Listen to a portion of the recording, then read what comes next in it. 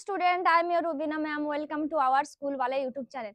আগের পার্টে আমি তোমাদেরকে পড়িয়েছিলাম যে লেখক নিজের স্কুল যাওয়ার দিন যত 6 বছর বয়স থেকে শুরু করেছিলেন সেখানে আমরা শেষ করেছিলাম। আজকে আমরা তারপর থেকে স্কুলের কিছু বিবরণ লেখকের কি মনে আছে তারপরের বাকি অংশটা আমরা জেনে নেব। ঠিক আছে, তো আমি সরাসরি পার্ট 2 এ চলে যাচ্ছি বেশি দেরি না করে। তো চলো পার্ট 2 এ কি বলছে আমরা দেখে নিই।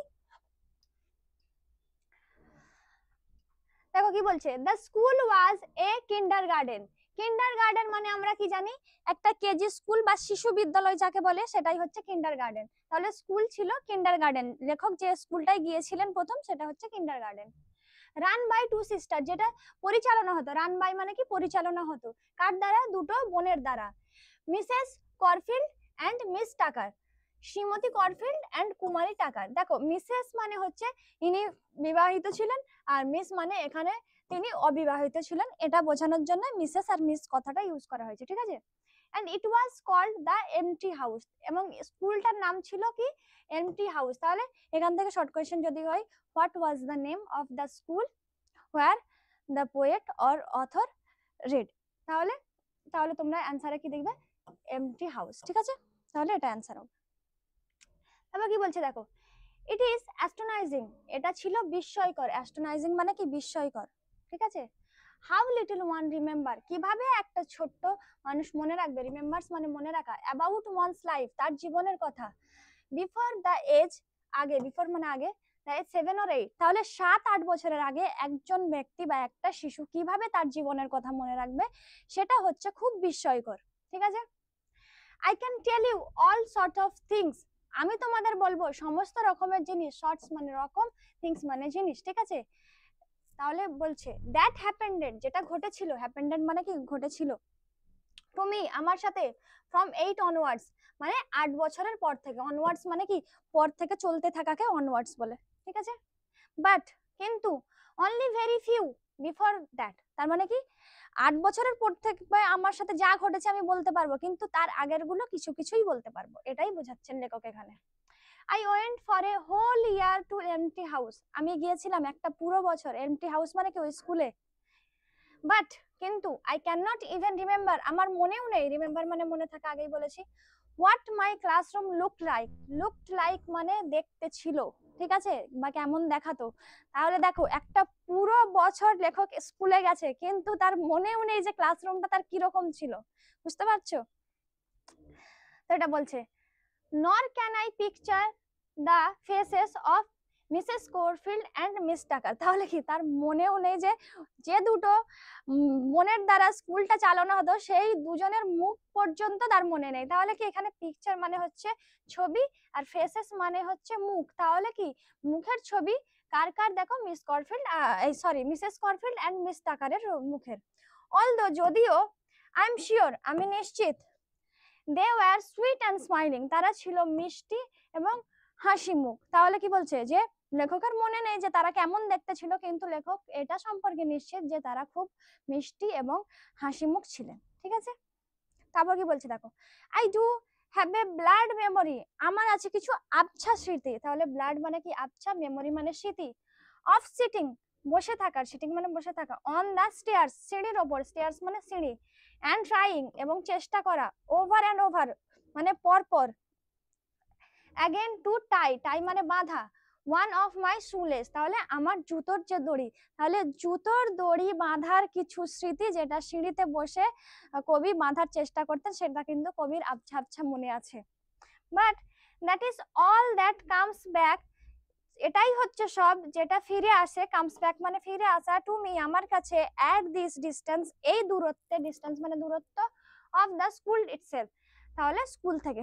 তাহলে লেখকের মনে আছে দেখো ব্লাড ভাবে মানে আবছা ভাবে কি স্মৃতি মনে আছে, যে স্কুলের সিঁড়িতে বসে তিনি যে জুতো বাঁধছিলেন সেটা তার হালকা হালকা মনে আছে, আর এটাই হচ্ছে স্কুলের দূরত্ব থেকে আমার পাওয়া স্মৃতি, এটা লেখক বলছেন। ঠিক আছে, তারপরে কি বলছে দেখি,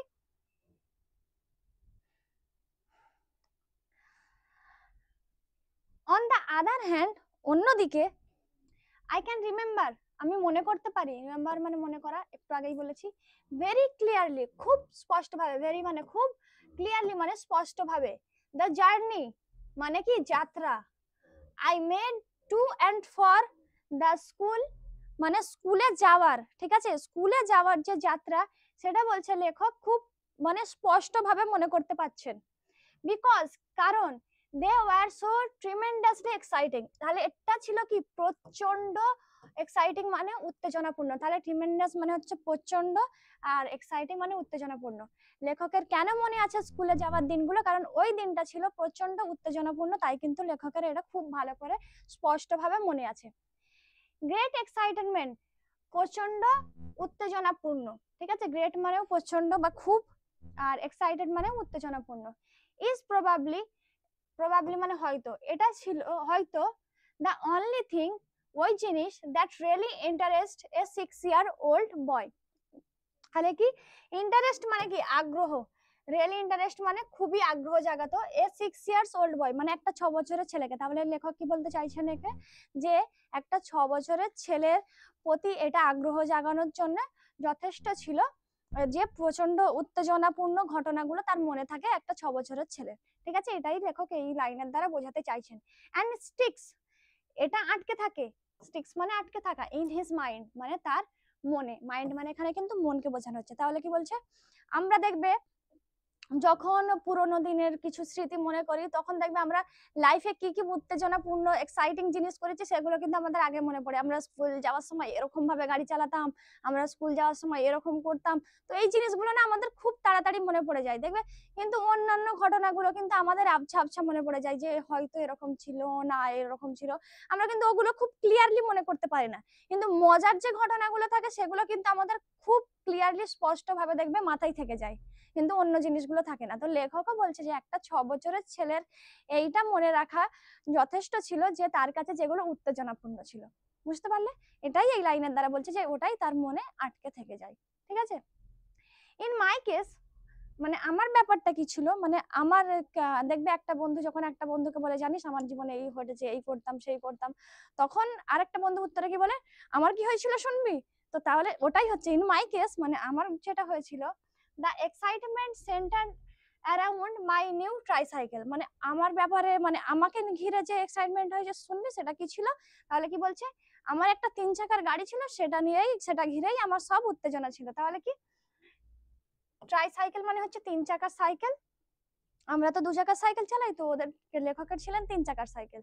তো এক্সাইটমেন্ট মানে উত্তেজনাপূর্ণ, সেন্টার মানে ঘিরে থাকা, সেন্টার অ্যারাউন্ড মানে ঘিরে ছিল, তাহলে কি লেখকের এক্সাইটমেন্ট মানে উত্তেজনাগুলো ঘিরে ছিল কি তার ওই 3 চাকার সাইকেল নিয়ে যে যাত্রাটা ওইটা নিয়ে। আই রোড আমি যেতাম টু স্কুল, স্কুলে দেখো রাইড থেকে রোড হয়েছে, ঠিক আছে, অন ইট এভরিডে প্রত্যেক দিন, তাহলে লেখক কি বলছেন আমি ওটা চড়ে প্রত্যেক দিন স্কুলে যেতাম। উইথ মাই এল্ডেস্ট সিস্টার আমার দিদির সাথে, উইথ মানে সাথে আর এল্ডেস্ট সিস্টার মানে বড় দিদি, রাইডিং অন হার্স এবং সেও চড়ে যেত কারটা অন হার্স মানে তারটা চড়ে। তাহলে কি লেখক এবং তার দিদি দুজনে একসাথে স্কুল যেতেন, লেখক নিজের সাইকেল চালাতেন এবং তার দিদি নিজের সাইকেল চালাতেন, তা এটাই ছিল এদের কাছে খুব উত্তেজনাপূর্ণ। তারপর কি বলছে দেখো, নো গ্রাউন্ড আপস কাম উইথ আস আমাদের সঙ্গে কোনো বয়স্ক লোক যেত না, মানে আমরা দুজনই যেতাম, আমাদের সাথে বড় কেউ যেত না।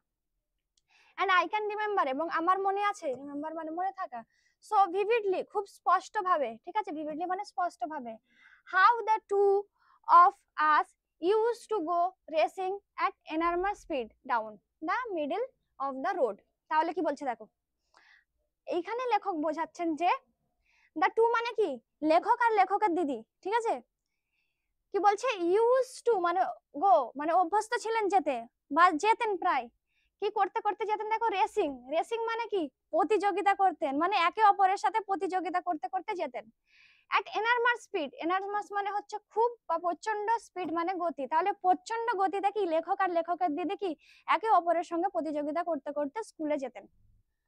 তাও কোথায় বলছে down the middle of the road মানে রোডের মাঝখান দিয়ে, and then most glorious of all এবং এর মধ্যে সবথেকে গৌরবময় বিষয় হলো যেটা, গ্লোরিয়াস মানে গৌরবময়, অফ অল মানে সব থেকে, ঠিক আছে, অফ অল মানে সবের মধ্যে, when we come to a corner যখন আমরা একটু কোণে আসতাম, কর্নার মানে কোণে, ঠিক আছে, যখন আমরা এক কোণে আসতাম, we would lean আমরা ঝুঁকে পড়তাম, লিন মানে ঝুঁকে পড়া, to one side একদিকে, and take it on two wheels, মানে এটা দু চাকার উপর নির্ভর করতে। যখন দেখবে আমরা যখন রোড দেখবে এরকম এসে এরকম পাস হতে হয়, তখন কি হয়, এটা ব্যাক মোড হচ্ছে, তাহলে ব্যাক মোডের সময় যখন আসবে কি যে সাইকেল নিয়ে যায় বা গাড়ি নিয়ে যায়, দেখবে স্পিডে চালালে কি হবে, স্পিডে চালালে সেটা হালকা এদিকে ঝুঁকে পড়বে। তাহলে যখন তিন চাকার ওটা আছে, তাহলে একদিকে যদি ঝুঁকে পড়ে সেটা কি হবে, দু চাকার উপর ভর সরে আসবে। তাহলে এটাই কিন্তু কবি এখানে বোঝাচ্ছে যে যখন তারা কোণের কাছে টান নিতেন বা ঘুরতেন, তখন ওটা ভরটা পুরো কোথায় চলে আসতো, দু চাকার উপর, ওই জন্য বলেছে টু হুইলস। বুঝতে পারলে?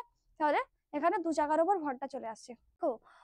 অল দিস, এই সব কিছু ইউ মাস্ট রিয়েলাইজ, তোমরা অনুভব করবে। তাহলে রিয়েলাইজ মানে কি, অনুভব করা। ঠিক আছে, দাঁড়াও, তোমাদের চলে এসছে এটার কালারটা আমি চেঞ্জ করি একটু।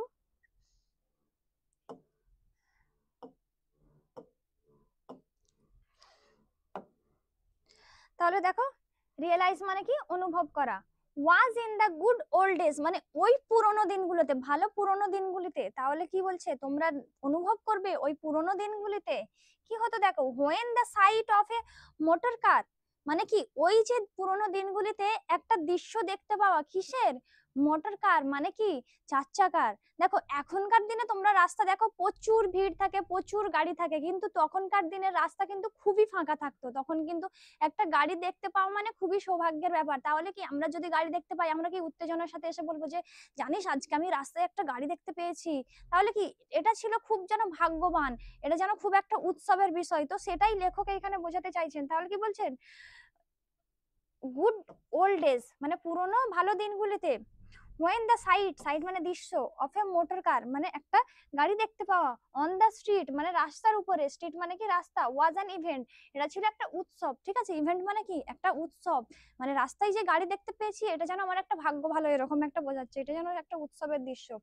And it was quite safe, কিন্তু এটা ছিল আবার খুবই নিরাপদ। দেখো তখনকার দিনে যেমন গাড়ি চলতো না, গাড়ি একবার দেখা ভাগ্যবান, কিন্তু আবার এটা সুরক্ষাও ছিল একদিক থেকে। কি সুরক্ষা সেটা আমরা পরের লাইনে দেখি। দেখো সেফ মানে নিরাপদ, কোয়াইট মানে অনেকটা, তাহলে অনেকটা নিরাপদ ছিল। ফর টিনি চিলড্রেন মানে ছোট্ট শিশুদের, টিনি মানে ছোট্ট আর চিলড্রেন মানে শিশুরা, টু গো ট্রাইসাইকেলিং মানে এখানে মানে সাইকেলে করে যাওয়া বোঝাচ্ছে, যেই সাইকেলটা কি ছিল তিন চাকার। তাহলে কি বলছে, এটা খুব সুবিধাও ছিল যে তিন চাকা করে লেখক যেহেতু তার বোনের সাথে স্কুলে যেতেন, তাহলে এটা খুব নিরাপদ ছিল, কারণ রাস্তায় গাড়ি ছিল না তখনকার দিনে অতটা।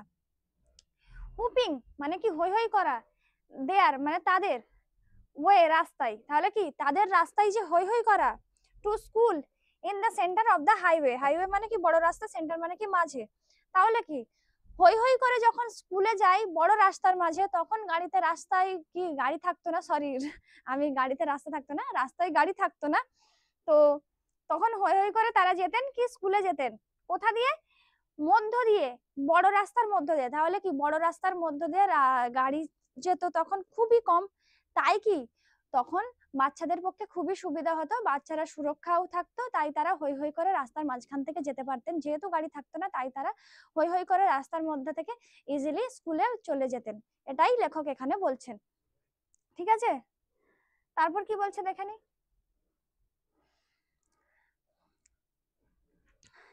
তো দেখো লেখক কিভাবে যেতেন, এইখানে দেখো এই আমি তোমাদের একটু আগে যে বিবরণ দিলাম না, তিন চাকার যে গাড়ি, দেখো এইখানে দুটো চাকা, এইখানে একটা চাকা। তাহলে কি তিন চাকার সাইকেল কে কে চালাতেন, লেখক আর লেখকের বোন। তাহলে তারা কি এইভাবে রেস করতে করতে একে অপরের সাথে স্কুলে যেতেন, মানে কি কে আগে যাবে আগে যাবে। দেখবে এখনো আমরা কি করি, আমি নিজের কথা যদি বলি, আমি যখন বাচ্চা ছিলাম আমিও এরকম করতাম। ঠিক আছে, সাইকেলের রেসিং করে একসাথে বন্ধুদের সাথে বাড়ি যেতাম। তো লেখকও কিন্তু এখানে সেই বলছেন যে আমরা একসাথে স্কুলে যেতাম যখন, তখন কি করতাম, একে অপরের সঙ্গে প্রতিযোগিতা করতাম। তো এই হলো সেই সাইকেল, যেই সাইকেল নিয়ে লেখক আর লেখকের দিদি প্রতিযোগিতা করতেন। তারপর কি বলছে দেখো, so much then for my memories. তাহলে এই সবকিছু হলে যেটা কি না আমার স্মৃতিতে আছে, মেমোরিজ মানে স্মৃতি, of kinder garden, kinder garden মানে ওই শিশু স্কুলে বা কেজি স্কুলে পড়ার সময়, 60 ইয়ার্স এগো মানে 62 মানে 62 বছর আগে। আর মানে কি লেখকের এখন 62 বছর বয়স, তিনি এখন বলছেন কি, তাহলে আমার 62 বছর বয়স আগে যে আমার স্মৃতিতে যা ছিল কিন্ডার গার্ডেন মানে ওই যে শিশু স্কুলে পড়াকালীন, সেটাই হচ্ছে এই স্মৃতিটা, কবি সেটা তুলে ধরেছেন। ঠিক আছে, তাহলে এই হচ্ছে আমার স্মৃতি। ইট ইজ নট মাচ মানে কি, ইট ইজ নট মাচ এটা কিছুই না, আবার কি বলছে but it's all there is left, left মানে কি পড়ে থাকা, দেয়ার মানে সেখানে, তাহলে ইটস অল মানে এইসব। বলছে কি এটা কিছুই না, আবার এটা অনেক কিছু। মানে কি আমরা দেখবে পুরোনো কথা যখন মনে করি কি করি, দেখবে আমাদের স্মৃতিতে কিছু কিছু ঘটনা মনে পড়ে, সেটা আমরা কি বলি এটা কিছুই নয়, কিন্তু ওই স্মৃতিটাই আবার আমাদের জীবনে অনেক মূল্যবান, তাহলে ওই স্মৃতিটা আমাদের কাছে আবার অনেকটাই দামি। তাহলে লেখক ওই জন্য কি বলছেন দেখো, ইটস নট মাচ, এটা কিছুই না, আবার কি বলছে but it's all there is left, কিন্তু এটাই হচ্ছে যা কিছু আমার কাছে আছে। তাহলে লেখক কি বলছেন, আমরাও বলি যে আমরা যখন ছোট ছিলাম আমরা বলতেই পারি যে এরকম এরকম ঘটনা ঘটেছিল, এরকম এরকম আমাদের জীবনে হয়েছিল, কিন্তু ওটা কিছুই না, আবার ওটাই যেন অনেক কিছু, ওটাকেই যেন মনে করে আমরা খুব আনন্দ অনুভব করতে পারি। দেখবে ওই ছোট্ট অল্প স্বরের আনন্দ দেখবে আমাদের জীবনকে যেন অনেকটা আনন্দ করে দেয়, যেটা কি সারা জীবনে আমাদের জীবনে যা কিছু করেছি ওটার থেকেও অনেকটা বেশি, দেখবে এখনের থেকে অনেক বেশি আনন্দ কিন্তু তখন দেয়। আমরা পুরোনো দিনগুলো মনে করে যতটা আনন্দ পাই ততটা আনন্দ কিন্তু আমরা আর পাই না। তাহলে দেখো আমাদের পার্টটা এখানেই শেষ। আমরা তাহলে কি দেখলাম, আগের পার্টে আমরা দেখেছিলাম লেখকের পরিবারের সম্পর্কে, তারপরে লেখকের বাবা কিভাবে তার মায়ের সঙ্গে বিয়ে করেছে, ওই পার্টগুলো আমরা দেখেছিলাম যে কিভাবে খামারে কাজ করতে লোকেরা অনেক কিছু। কিন্তু এই পার্টে কি দেখলাম, এই পার্টে আমরা দেখলাম কি লেখক কিভাবে জীবনে আনন্দ উপভোগ করেছে, লেখকের জীবনে কি কি ঘটেছে, লেখকের জীবনে কি কি গুরুত্বপূর্ণ মুহূর্ত তার মনে আছে, কি কি জিনিস তিনি ভুলে গেছেন, কেমন ভাবে তিনি স্কুলে যেতেন তার বোনের সাথে। তো সেই সব ঘটনা আমাদের এখানে আমরা দেখলাম। আর আমাদের পার্টটা আর এই লেসন 10টা এখানেই শেষ হলো। আবার পরের চ্যাপ্টার নিয়ে আমি তোমাদের কাছে ফিরে আসবো। আজকে তাহলে আমরা শুরুতে পরিচয় পেলাম, মিডিলে একটু দুঃখ বোধ করলাম, শেষের দিকেও একটু আবার আনন্দ পেলাম, তাহলে সবকিছু আমরা একটা গল্পের মধ্যে পেলাম। এই গল্পটা তাহলে আমাদের এখানেই শেষ করলাম। পরের ভিডিওতে নিয়ে আবার আসবো তোমাদের কাছে। দেখতে থাকো স্কুলওয়ালা ইউটিউব চ্যানেল। আমি তোমাদের রুবিনা ম্যাম, এইখানেই আমার ভিডিওটি শেষ করলাম। তো বাই বাই, আবার দেখা হবে নেক্সট ভিডিওয়।